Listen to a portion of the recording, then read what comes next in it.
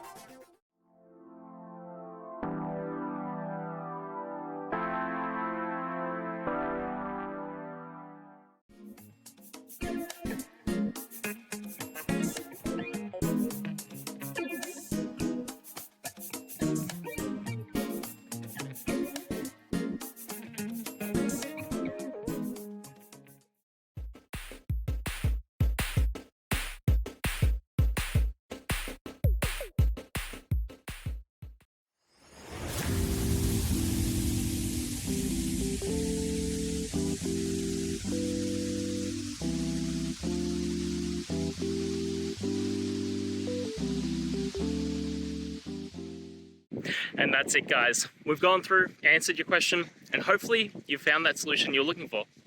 Guys, if you did, please hit subscribe. I'd really appreciate it. And until next time, you need technical help, I'll see ya. Have a good one.